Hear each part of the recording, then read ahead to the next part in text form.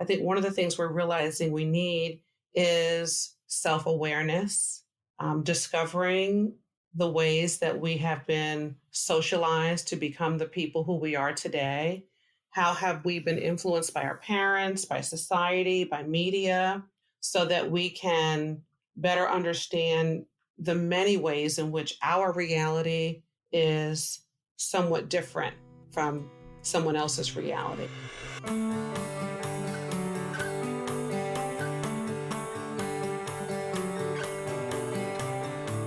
Welcome to Redefine You. I'm Dan Baum. Join us as we continue to explore what happens when we're challenged to change our thoughts, beliefs, or even who we think we are. As we continue to reflect on the future of education, we want to learn more about the many ways in which we learn. One important aspect is connection and learning with others through community both inside and outside of the classroom. Another is developing a greater sense of self-awareness, of how we have come to know or believe we know the world around us. This week we talk with Dr. April Copes, a professor in our communications department, who understands and explores these issues deeply as the new director of AACC's Learning Communities.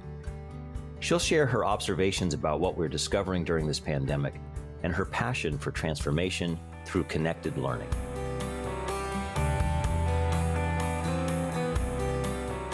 We want to welcome Dr. April Copes, who teaches communication at AACC. Hi, April. So good to talk to you. Hi, Dan. Good to talk with you as well. How are you holding up during this pandemic? I feel very blessed to be doing better than many, and I feel energized. I think throughout the pandemic, I've done really, really well, personally and professionally.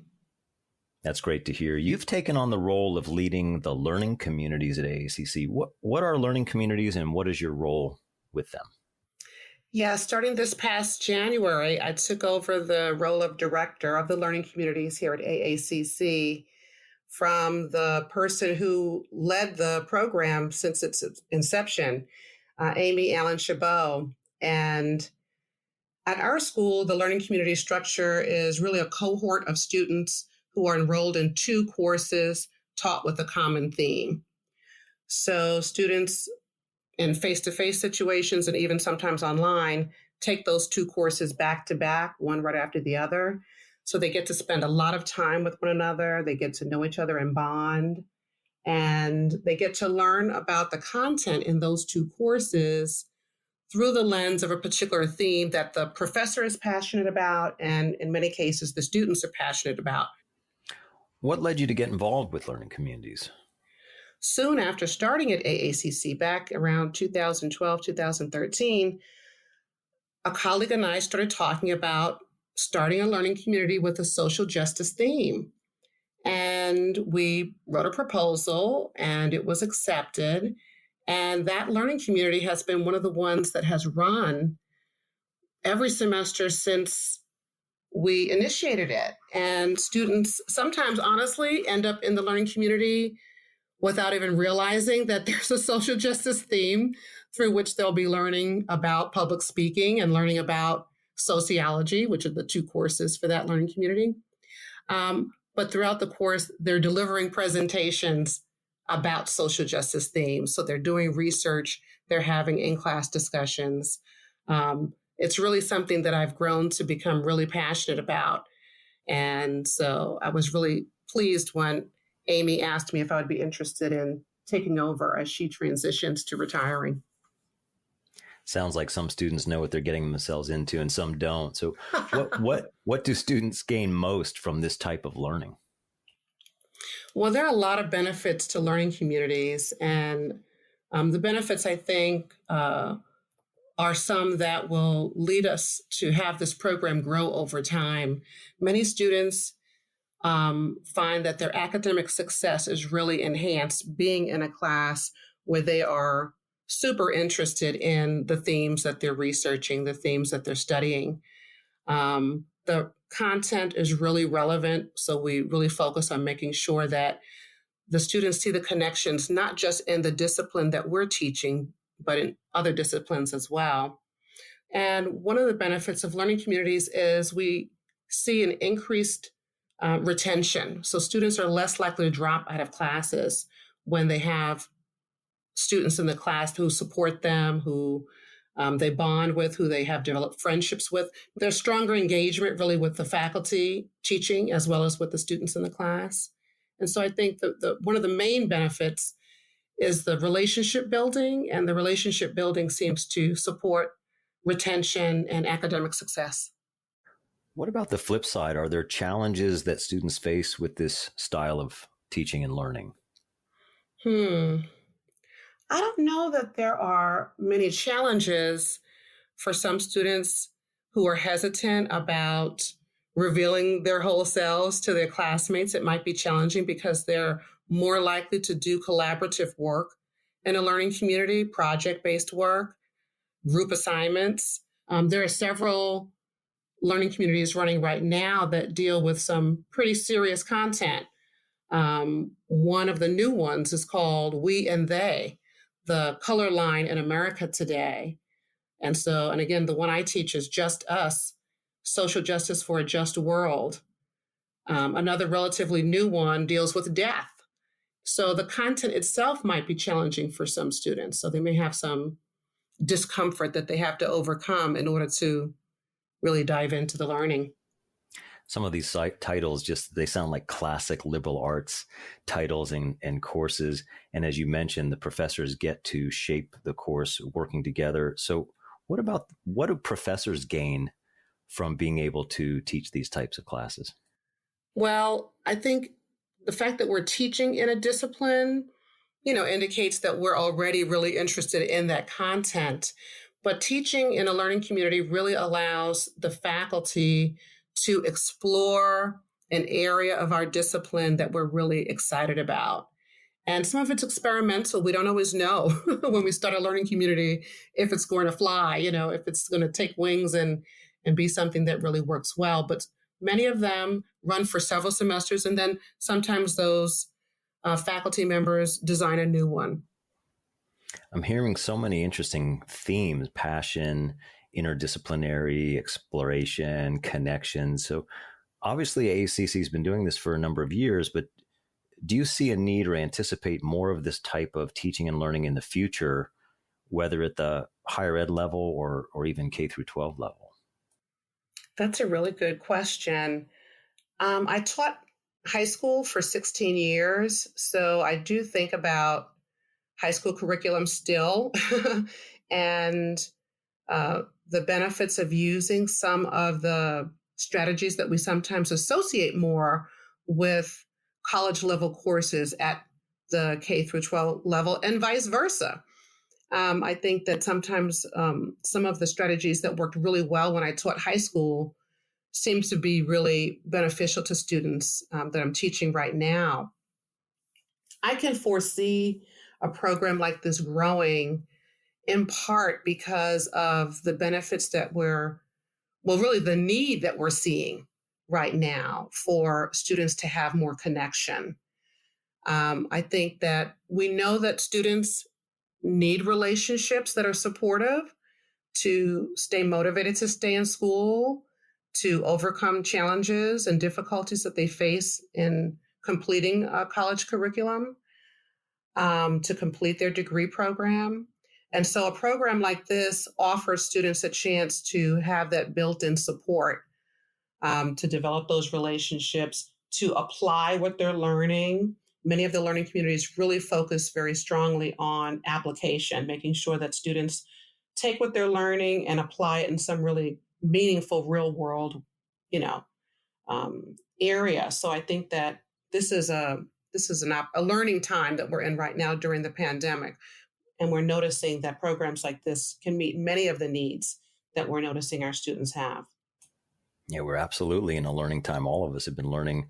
When you think about us coming out of COVID, what are the big takeaways or learnings for the future of education?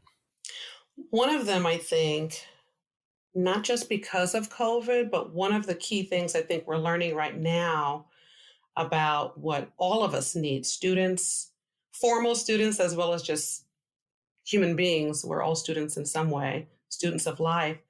I think one of the things we're realizing we need is self-awareness, discovering the ways that we have been socialized to become the people who we are today. How have we been influenced by our parents, by society, by media, so that we can better understand the many ways in which our reality is somewhat different from someone else's reality. And I say this is something that I think we're learning now, because at the same time that we're experiencing the pandemic, we have all this social change happening in our country and around the world. The movement for social justice in many different areas, the movements, plural, for social justice, is happening at the same time the pandemic is having us really think more deeply, I think, about who we are as human beings and what kind of world we want to live in. So I think the future of education is likely to focus more on having students do more work to know themselves. I also think that given all of the challenges that we're facing right now, again, in our society and around the world, we're seeing the need for connection and healing. So I anticipate that we will really do more to address the need for people to heal themselves, to identify the areas of their lives where they need some healing and to do some healing work. And another key one is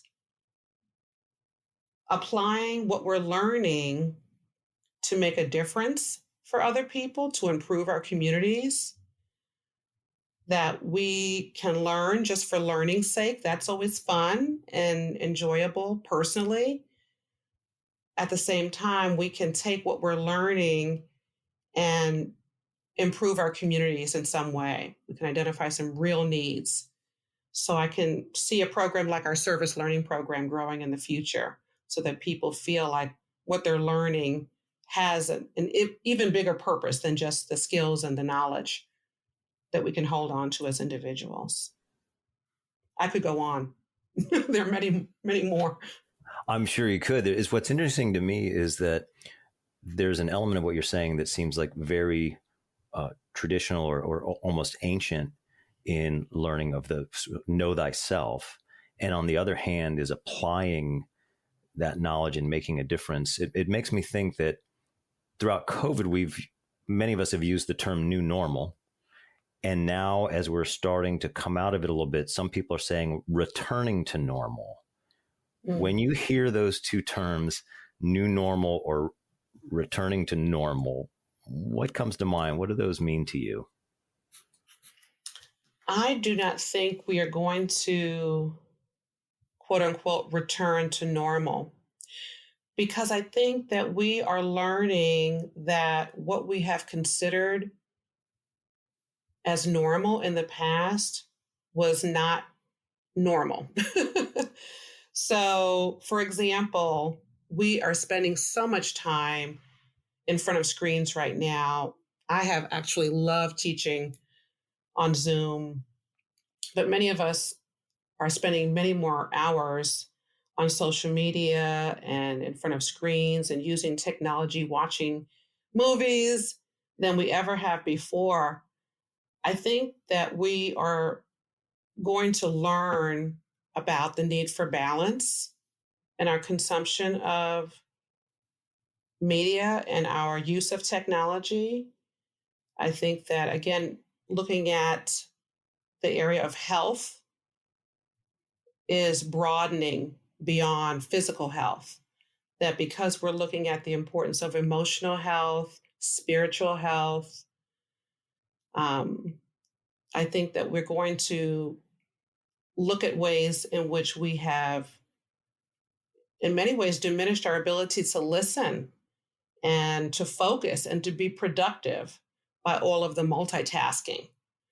So rather than go back to quote unquote normal, I think we're going to say we need a reset and we need to perhaps treasure more of our non-work time, treasure more of our non quote unquote productive time. I think we'll probably balance more of our work and leisure time. I'm so glad to hear you say that, because I don't see a desire to go back to something previous when, as you're describing, there's so much opportunity to grow, learn. That seems like a huge opportunity. Do you think higher education is redefining itself at this time? I think it is. Sometimes I'm not really sure what other people are thinking about the use of, the video platforms that we're using to teach and whether or not they want to continue to use them in the future. As we think about the future of education, I'm hoping that we think about how to make sure, even when we're probably going to have more students take classes online, that we build in the community building and the relationship building and not allow those platforms to be a way for students to remain invisible or disconnected from their classmates and their professors. You said you enjoy teaching online. How have you managed to do that community building and connection in this remote environment? How have you approached that? Oh my goodness. I started just having small group meetings with my fully online classes, my async classes last semester. I was not teaching any synchronous courses at the time, but we got together in small groups as they were working on projects. Students needed to see each other to know that you're not just the statements that you're writing in the discussions. You're someone who has a life that I can speak with about things that are related to the course, but also things that are not related to the course. And that's much more likely to happen when you're in a Zoom platform or a Microsoft Meets platform where you're able to break people into small groups and as a professor to move from group to group. So for me, I realized it was going to be really, really fulfilling when I started teaching courses synchronously. And I started doing that this semester. Class never ends when class ends. There are always people who want to stay after. And it's not because they all have questions or concerns. They just want to chat. Sometimes I have to leave and I leave them chatting. And I've come back an hour later and they were still chatting. Wow. So there really is, for me, a real clear indication that they need some connection and they benefit from it and they enjoy it. You've talked about how we're staying connected or need to stay connected, and we're all using this technology. So how do you see the subject of media literacy going forward? Where does that fit in the future of higher education? Media literacy is a huge part of what we need to make sure we're teaching in higher ed. We have really witnessed how much people have lost their ability to discern which sources of information are reliable, which sources of information they can turn to trust. And during the last presidential administration, there was obviously a concerted effort to confuse people and stoke distrust of news media. So many people have just given up on trying to stay informed about current events. I have students who I ask every semester which news they rely on. Many of them have just unplugged from the news completely. They sometimes refer to memes. They rely on social media feed for the news. And so as educators, we really do need to make sure that we're teaching them what news media professionals have accomplished in the world that has made a positive difference for people so that they can really trust reliable news. And we need to introduce them to specific news sources so that they can see. And we need to teach them to contrast, reliable news and news that's not reliable. We have a wonderful staff of librarians who have prepared some tutorials to do just that, to help students understand the difference between reliable sources of information and sources that are not reliable. We also need to make sure we have students do research. Just because students know how to Google doesn't mean that they know how to conduct thorough academic research. So engaging them in doing research, using databases, using academic sources, evaluating those sources, literally explaining why they have decided that a particular website is one that's reliable to use. I think that's very important. Of course, all of that has been a hallmark of higher ed for a very long time, being able to know what's a reliable source, cite it properly, and so on. But I would think in this day and age, it also has an impact on people's view of social justice and the events that are happening around them. For sure. I think that part of what our job is now as educators is to rectify the educational injustices most of us have experienced throughout our own education, teaching what has been left out of textbooks. And for many professors, that means doing research ourselves to find out what has been left out of our textbooks. From the ugly parts of our history in all disciplines to the contributions of people of color, women, differently abled persons, LGBTQ persons, and other marginalized groups. We have a job to do in that area because there really aren't even textbooks available today that include what we need to teach our students. So we can't just rely on textbooks. We have to supplement textbook material with other reliable sources to educate people about social justice issues. We also have to really address the relevance of the isms in their future professions, whether they plan to work with customers or patients, clients, students, or some other community members. We need to help them understand how ableism fits in, how sexism fits in, how racism shows up in healthcare, in criminal justice, and in other areas. I have had students many years ago who were very resistant to completing assignments that had to do with privilege. And one of the things I realized back then was when we talked about white privilege, it was very, very challenging for them if they were white. However, when I began to include other kinds of privilege in the same assignment, and they studied male privilege, and they studied social class privilege, able-bodied privilege, Christian privilege, they began to be better able to see white privilege. So I think we're also, needing to experiment with what helps students digest the information that we need to present to them. And I think we also need to make sure that we help them understand that it's okay to be, and even advantageous, to be uncomfortable when they're learning. If they're super comfortable, they may not be learning as much as they are when they're sort of stretching themselves and challenging themselves. And that little bit of discomfort is so often when we grow, but a lot of people are resistant because they see a negative there. You mentioned we also need to look at the contributions. What will it take for us to get to a point where we can start to celebrate all of those contributions and not just see it as a source of tension and discomfort? Yeah, I think that the integration of the contributions of people of color in all of the disciplines that we're teaching needs to become regular and normal. And so it needs to not be a separate part of the course. This week, we're going to study Native Americans or something like that.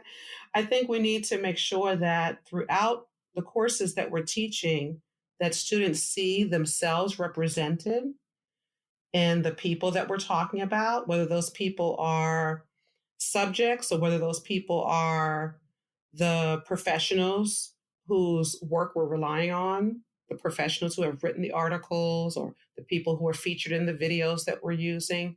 It needs to become a normal part of the entire course. And that happens over time.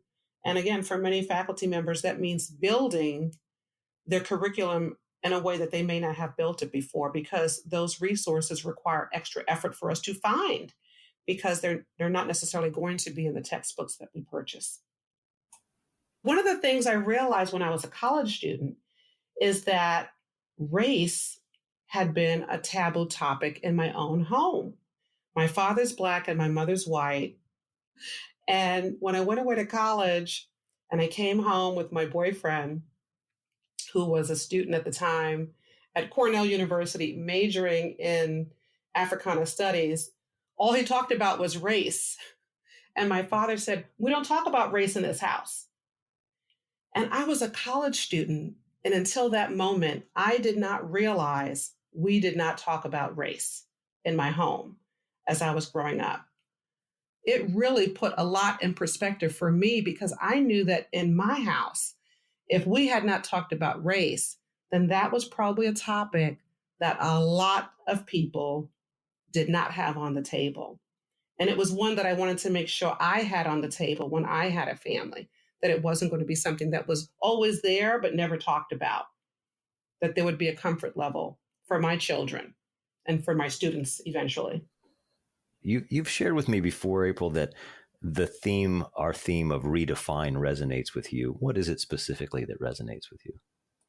The redefine you theme really resonated with me from the very beginning.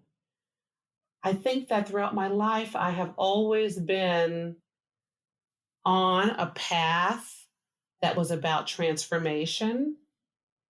And it seems normal to me to periodically reinvent myself and to just sort of be open to reinventing myself and to look at challenges as learning opportunities, not always in the moment when they're happening, of course, but when I, sit down and ponder how I want to deal with a challenge, I'm very often made aware of how it's a learning opportunity to grow in some way.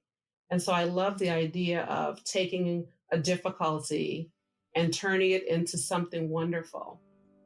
I can hear that in almost every answer, the way you describe how you approach things.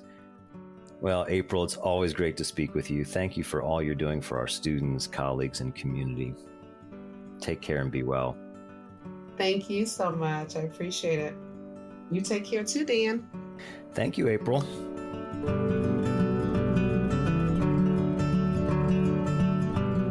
April is passionate about learning communities because they allow students and instructors to connect over topics they care about. She believes students yearn for such connections, especially right now in our pandemic-isolated world. Her own learning community focuses on social justice, and April hopes it compels students to really think about who they are as human beings and the kind of world they want to live in. As she observes, we're all students in some way. We have the opportunity to continually examine who we are and who we want to be. While it can be uncomfortable at times, stretching outside our norm often is, it is by knowing ourselves, our influences and biases, that we can better see the opportunities to grow and learn. And in turn, we can shape our community, in the words of Dr. Copes, by taking a difficulty and turning it into something wonderful.